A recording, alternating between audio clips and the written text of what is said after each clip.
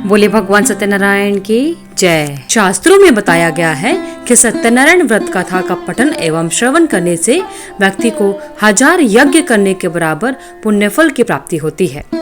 सत्यनारायण भगवान व्रत कथा में भगवान विष्णु के सत्य स्वरूप के बारे में बताया गया है।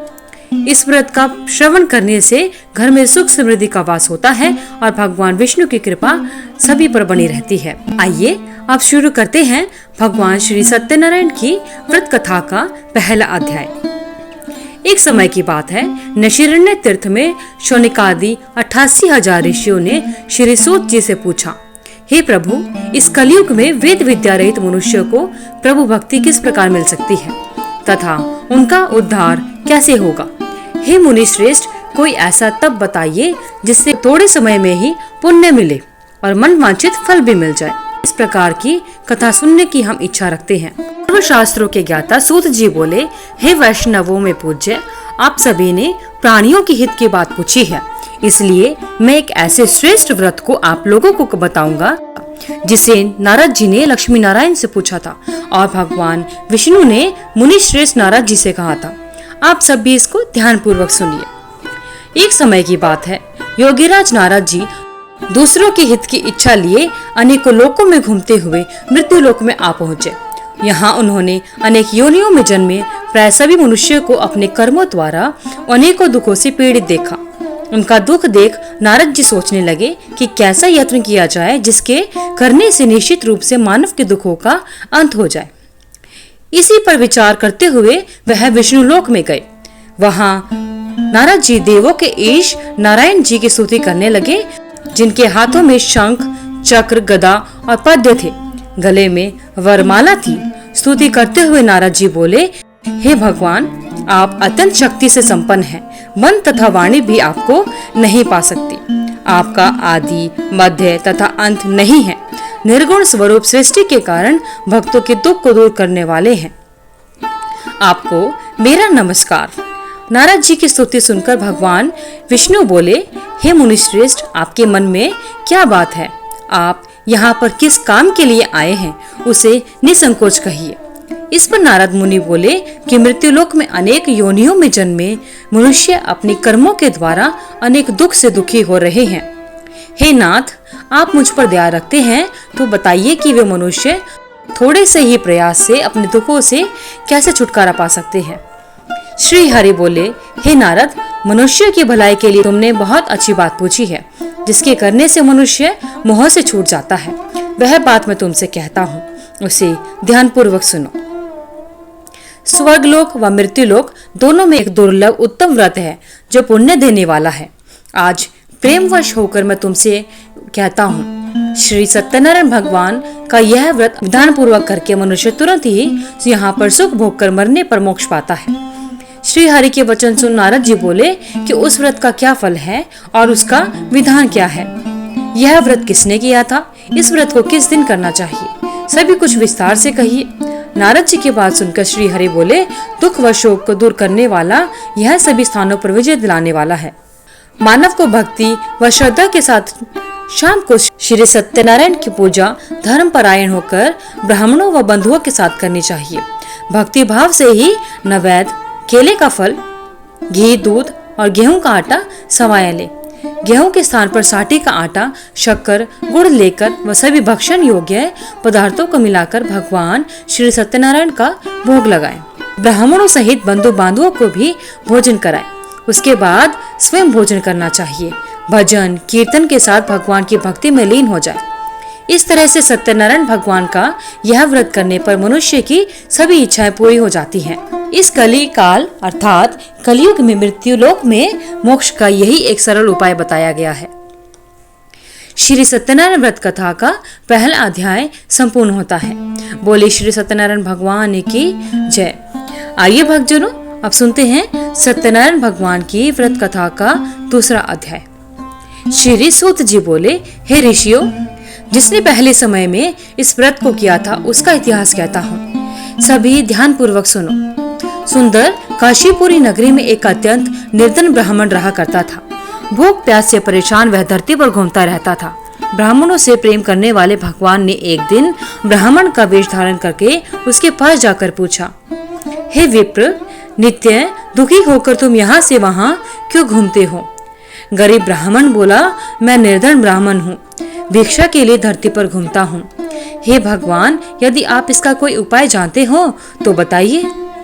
वृद्ध ब्राह्मण कहता है कि सत्यनारायण भगवान मनोवांछित फल देने वाले हैं, इसलिए तुम उनका पूजन करो। इसे करने से मनुष्य सभी दुखों से मुक्त हो जाता है। बूढ़ा ब्राह्मण बनकर आए सत्यनारायण भगवान उस निर्धन ब्राह्मण को व्रत का सारा विधान बताकर अंतर्ध्यान हो जाते हैं। ब्राह्मण मन ही मन सोचने लगा कि जिस व्रत को वृद्ध ब्राह्मण करने को कहकर गया है, मैं उसे जरूर करूंगा। यह निश्चय करने के बाद उसे रात में नींद नहीं आई।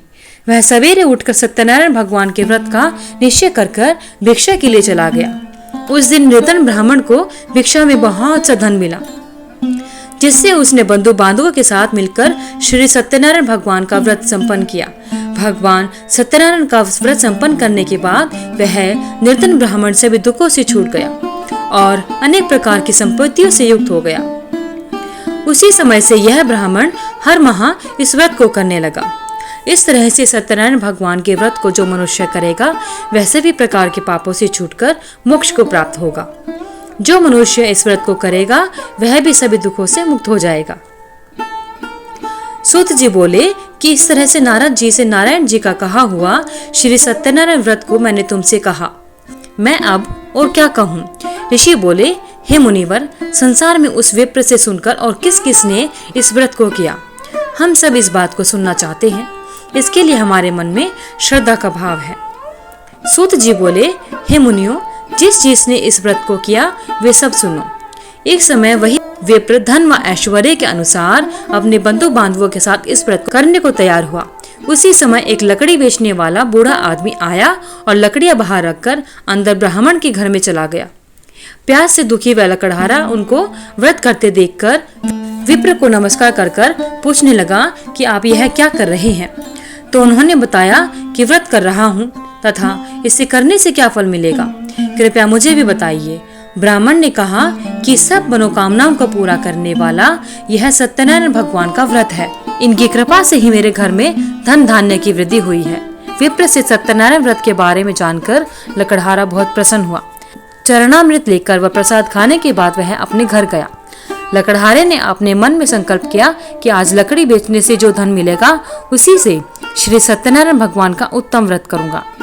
मन में इस विचार को लेकर बूढ़ा आदमी सिर पर लकड़ियां रखकर उस नगर में बेचने गया जहां पर धनी लोग रहा करते थे। उस नगर में उसे अपनी लकड़ियों का दाम पहले से 4 गुना अधिक मिला। बूढ़ा प्रसन्नता के साथ दाम लेकर केले, शक्कर, घी, दूध, दही और गेहूं का आटा लेकर सत्यनारायण भगवान के व्रत की अन्य सामग्रियां लेकर अपने घर गया।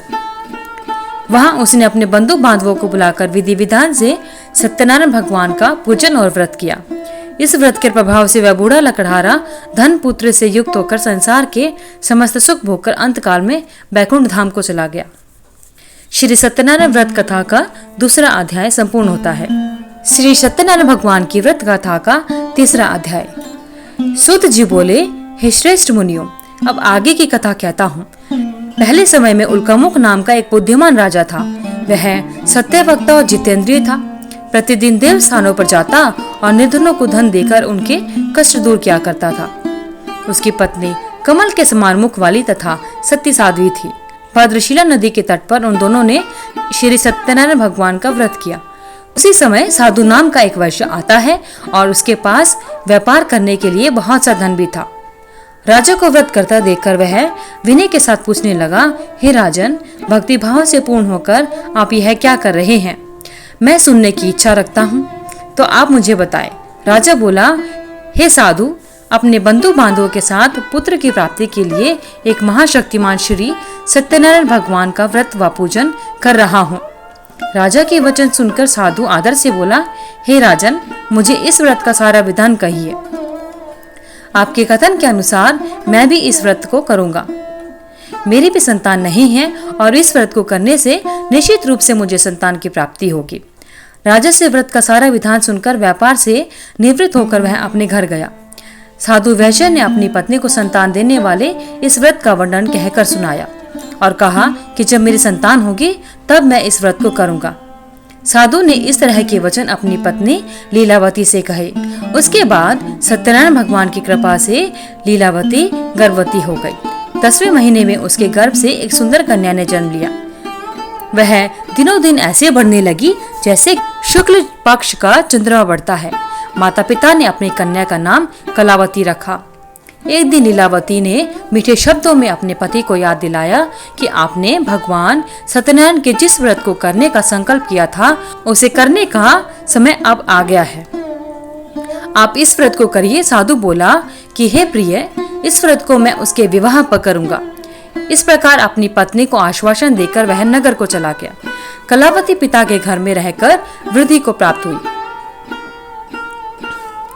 साधु ने एक बार नगर में अपनी कन्या को सखियों के साथ देखा तो तुरंत ही दूत को बुलाया और कहा, मेरी कन्या के योग्य वर देखकर आओ। साधु की बात सुनकर दूत कंचन नगर में पहुंचा और वहां देखभाल कर लड़की के सुयोग्य वाणिक पुत्र को ले आया। सुयोग्य लड़के को देखकर साधु ने बंधु बांधवों को बुलाकर अपनी पुत्री का विवाह उसके साथ कर दिया। लेकिन दुर्भाग्य की बात ये थी कि साधु ने अभी भी भगवान श्री सत्यनारायण का व्रत नहीं किया। इस पर श्री सत्यनारायण भगवान क्रोधित हो गए और श्राप दिया कि साधु को अत्यधिक दुख मिले। अपने कार्य में कुशल साधु बनिया जमाई को लेकर समुद्र के पास स्थित होकर रत्नासारपुर नगर में गया। वहां जाकर दामाद ससुर दोनों मिलकर चंद्रकेतु राजा के नगर में व्यापार करने लगे। एक दिन भगवान श्री सत्यनारायण की माया से एक चोर राजा का धन चुराकर भाग रहा था। उसने राजा के सिपाहियों को पीछा करते देख चुराया हुआ धन वहां रख दिया जहां पर साधु अपने जमाई के साथ रुका हुआ था। राजा के सिपाहियों ने साधु वैश्य के पास राजा का धन पड़ा देखा तो वह ससुर जमाई दोनों को बांधकर प्रसन्नता के साथ राजा के पास लेकर गए और कहा कि हम उन दोनों चोरों को ले आए हैं, आप आगे की कार्यवाही कीजिए। राजा की आज्ञा से उन दोनों को कठिन कारावास में डाल दिया गया और उनका सारा धन भी उनसे छीन लिया गया। श्री सत्यनारायण भगवान के श्राप से साधु की पत्नी भी बहुत दुखी हुई। घर में जो धन रखा था उसे चोर चुरा कर ले गए। शारीरिक तथा मानसिक पीड़ा व भूख प्यास से अति दुखी हो अन्न की चिंता में कलावती ब्राह्मण के घर गई। वहां उसने श्री सत्यनारायण भगवान का व्रत होते देखा। फिर कथा भी सुनी। वह प्रसाद ग्रहण कर रात को घर वापस आई।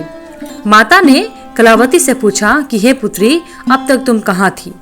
तुम्हारे मन में क्या है? कलावती ने अपनी माता से कहा कि हे माता, मैंने एक ब्राह्मण के घर में श्री सत्यनारायण भगवान का व्रत देखा है। कन्या के वचन सुनकर लीलावती भगवान के पूजन की तैयारी करने लगी।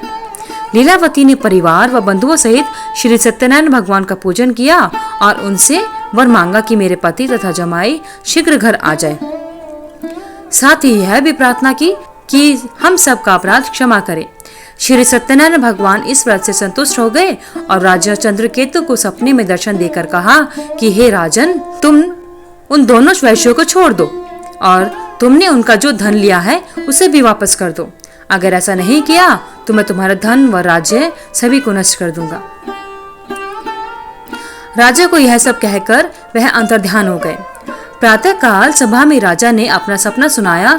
फिर बोले कि वणिक पुत्रों को कैद से मुक्त कर दो और सभा में लेकर आओ। दोनों ने आते ही राजा को प्रणाम किया। राजा मीठी वाणी में बोला कि हे महानुभावों, भाग्यवश कठिन दुख तुम्हें प्राप्त हुआ है, लेकिन अब तुम्हें कोई भय नहीं है। ऐसा कहकर राजा ने उन दोनों को नए वस्त्र और आभूषण पहनाए और जितना धन उनका लिया था उससे दोगुना धन उनको वापस दे दिया और दोनों वैश्य अपने घर को चल दिए। श्री सत्यनारायण व्रत कथा का 3रा अध्याय संपूर्ण होता है। बोले श्री सत्यनारायण भगवान की जय।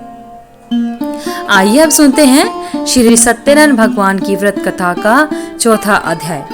सूत जी बोले, वैश्यों ने मंगलाचार कर अपनी यात्रा आरंभ की और अपने नगर की ओर चल दिए। उनके थोड़ी दूर जाने पर एक दंडी वेशधारी श्री सत्यनारायण ने उनसे पूछा कि हे साधु, तेरी नाव में क्या है?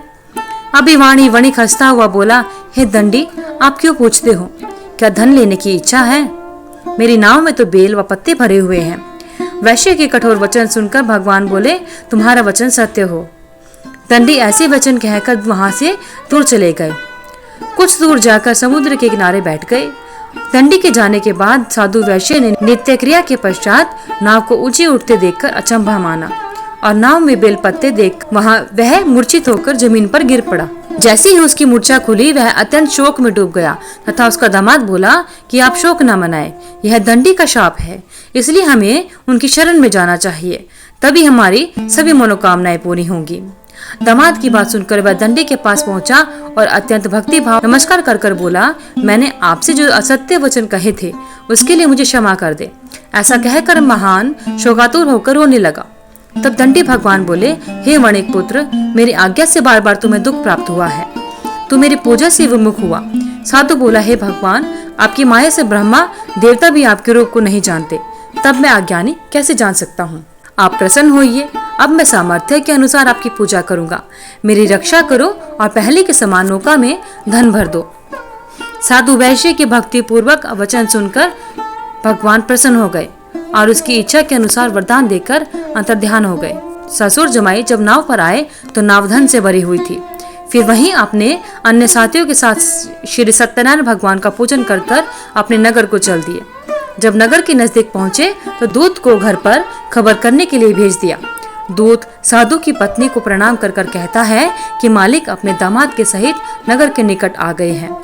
दूत की बात सुनकर साधु की पत्नी लीलावती ने बड़े हर्ष के साथ सत्यनारायण भगवान का पूजन कर अपनी पुत्री कलावती से कहा कि मैं अपने पति के दर्शन को चाहती हूँ, तू कार्य पूर्ण कर शीघ्र आ जा। माता के ऐसे वचन सुनकर कलावती जल्दी में प्रसाद छोड़कर अपने पति से मिलने चली गई।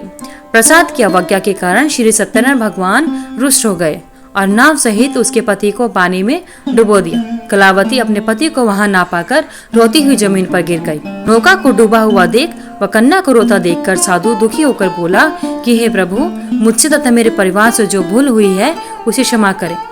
साधु के ऐसे वचन सुनकर श्री सत्यनारायण भगवान प्रसन्न हो गए और आकाशवाणी होती है कि हे साधु, तेरी कन्या मेरे प्रसाद को छोड़कर आई है, इसलिए उसका पति अदृश्य हो गया है।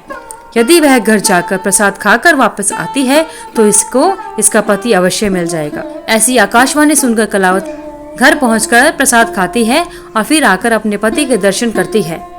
उसके बाद साधु अपने बंधु बांधवों के सहित श्री सत्यनारायण भगवान का विधि विधान से पूजन करता है और इस लोक का सुख भोग कर वह अंत में स्वर्ग को चला जाता है। श्री सत्यनारायण व्रत कथा का चौथा अध्याय संपूर्ण होता है। बोले श्री सत्यनारायण भगवान की जय। आइए भक्तजनों, श्री सत्यनारायण भगवान की व्रत कथा का 5वां अध्याय सुनते हैं। यह अध्याय भगवान श्री सत्यनारायण की कथा का आखिरी अध्याय है। सूत जी बोले, हे ऋषियों, मैं और भी एक कथा सुनाता हूँ, उसे विधान पूर्वक सुनो। प्रजापालन में लीन तुंगध्वज नाम का एक राजा था। उसने भी भगवान का प्रसाद त्याग कर बहुत ही दुख सहन किया। एक बार वन में जाकर वन्य पशुओं को मारकर वह बड़ के पेड़ के नीचे आया। वहां उसने ग्वालों को भक्ति भाव से अपने बंधुओं के सहित भक्त सत्यनारायण भगवान का पूजन करते देखा। अभिमानवश राजा ने उन्हें देखकर भी पूजा स्थान पर नहीं गया और न ही उसने भगवान को नमस्कार किया। ग्वालों ने राजा को प्रसाद दिया, लेकिन उसने वह प्रसाद भी नहीं खाया और प्रसाद को वहीं पर छोड़कर अपने नगर को चला गया। जब वह नगर में पहुंचा तो वहां सब कुछ तहस नहस हुआ पाया, तो वह शीघ्र ही समझ गया कि यह सब भगवान ने ही किया है। वह दोबारा ग्वालों के पास पहुंचा और विधि पूर्वक पूजा कर प्रसाद खाया तो श्री सत्यनारायण भगवान की कृपा से सब कुछ पहले जैसा हो गया। दीर्घ काल तक सुख भोगने के बाद मरणोपरांत उसे स्वर्ग लोक की प्राप्ति हुई। जो मनुष्य परम दुर्लभ इस व्रत को करेगा तो भगवान श्री सत्यनारायण की कृपा से उसे धन धान्य की प्राप्ति होगी, निर्धन धनी हो जाता है और भय मुक्त होकर जीवन जीता है। संतानहीन मनुष्य को संतान सुख मिलता है और सारे मनोरथ पूर्ण हो जाते हैं और अंत काल में वह मानव वैकुंठ धाम को जाता है। सूत जी बोले, जिन्होंने इस व्रत को किया, अब उनके दूसरे जन्म की कथा कहता हूँ। वृद्ध शतानंद ब्राह्मण ने सुदामा का जन्म लेकर मोक्ष की प्राप्ति की। लकड़हारे ने अगले जन्म में निषाद बनकर मोक्ष प्राप्त किया। उल्कामुख नाम का राजा दशरथ होकर बैकुंठ को गए। साधु नाम के वैश्य ने मोरध्वज बनकर अपने पुत्र को आरे से चीरकर मोक्ष पाया। महाराज तुंगध्वज ने स्वयंभू होकर भगवान में भक्ति युक्त होकर कर्म कर मोक्ष को प्राप्त किया। श्री सत्यनारायण व्रत कथा का 5वां अध्याय संपूर्ण होता है। बोले श्री सत्यनारायण भगवान की जय। हे भगवान श्री सत्यनारायण, जिस प्रकार आपने अपने भक्तों पर कृपा अपनाई, उसी प्रकार आपकी इस कथा को सुनने वाले और आपके व्रत को करने वाले सभी पर अपनी कृपा बनाए रखना, उनके सभी मनोरथ पूर्ण करना। आइए अब जानते हैं श्री सत्यनारायण व्रत कथा का व्रत की पूजा विधि क्या है। पूर्णिमा के दिन भक्त सुबह जल्दी उठकर पवित्र स्नान करना चाहिए। उसके बाद साफ स्वच्छ वस्त्र धारण कर अपने घर और मंदिर को साफ करें। भगवान सूर्य को अर्घ दे, उनके मंत्रों को जाप करें। एक लकड़ी की चौकी पर पीला कपड़ा बिछाएं और भगवान सत्यनारायण की प्रतिमा या तस्वीर को स्थापित करें। गंगाजल और पंचामृत से भगवान श्री सत्यनारायण का अभिषेक करें। हल्दी या चंदन का तिलक लगाएं। पीले फूलों की माला भगवान श्री सत्यनारायण को अर्पित करनी चाहिए। देशी घी का दिया भगवान सत्यनारायण की प्रतिमा के सामने अवश्य जलाना चाहिए। सत्यनारायण व्रत कथा का पढ़ना एवं सुनना आवश्यक होता है और अंत में भगवान सत्यनारायण की आरती करें।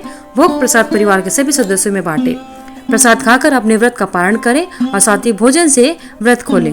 धन्यवाद। अगर आपको वीडियो अच्छी लगी तो वीडियो को लाइक करें, शेयर करें, चैनल को सब्सक्राइब करके बेल आइकन को जरूर प्रेस करें ताकि आगे आने वाले सभी वीडियोस की नोटिफिकेशन आप तक समय से पहुंचती रहे। कमेंट बॉक्स में जय श्री सत्यनारायण लिखना ना भूलें। भगवान श्री सत्यनारायण की आप सभी पर कृपा बनी रहे।